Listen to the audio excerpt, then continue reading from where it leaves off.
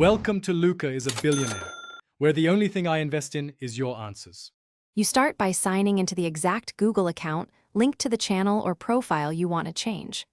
Once signed in, click your avatar and select Settings to open the control panels. Make sure two-factor authentication is available if prompted, and confirm you have channel owner or manager access for advanced options. You begin with Account and Privacy tabs first to set basic preferences. Once done, move into Notifications and Playback sections to apply visible changes quickly. You now change core preferences that affect daily use and viewers. In Account, pick language, location, and connected apps so recommendations and copyright settings align with your region. Next, open notifications to toggle email, push, and live chat alerts. Set frequency so you're informed but not overwhelmed.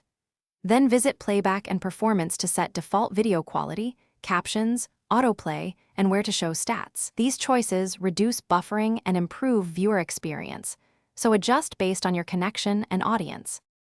You finish by confirming privacy, permissions, and advanced channel controls. Set comment moderation, blocked users, and default visibility, public, unlisted, private, then review monetization, upload defaults, branding, and linked accounts to ensure consistency. Save changes and test by viewing your channel from an incognito window or different device. If an option doesn't apply or fails to save clear browser cache or app data, update the app or browser, and sign out, then sign back in. This single troubleshooting step fixes most issues.